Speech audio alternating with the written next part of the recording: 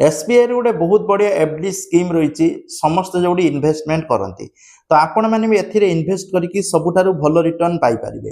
तो जदि आपण मैंने एसबीआई बा स्टेट बैंक जाउछंती आ एफडी करिया पई चाहुछंती बा फिक्स डिपॉजिट ताले एई स्कीम रे आपण मैंने एफडी करि परिबे। तो कोन रही संपूर्ण इन्फॉर्मेशन चलंतु जानिबा ता पूर्व चैनल को सब्सक्राइब करी पाखर थिबा ऑल बेल आइकन को दबाई दियंतु लेटेस्ट इन्फॉर्मेशन पाई।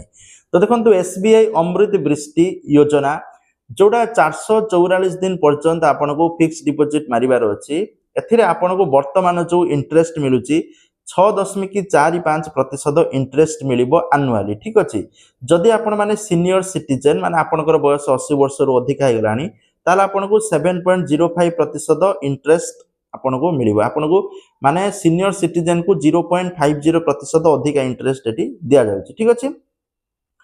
तो एथिरे कौन होची ना आपण माने एटी मैक्सिमम डिपॉजिट 3 कोटी टंका पर्यंत डिपॉजिट करि परिबे। मिनिमम 1000 टंका डिपॉजिट करि परिबे।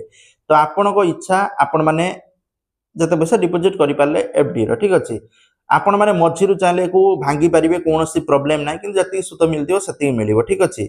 आपण जब चांद धरो 444 दिन पय अछि आपण धरंतु 6 मास पर आपण को निहाती दरकार पड़ला आपण माने भांगी परिबे कोनोसी प्रॉब्लम नै। मिनिमम 7 डेज पर जे कोनोसी दिन भी आपण मान चाहिले को भांगी परिबे बट सुध जो मिलिबा कथा ताठारु कम मिलिबो।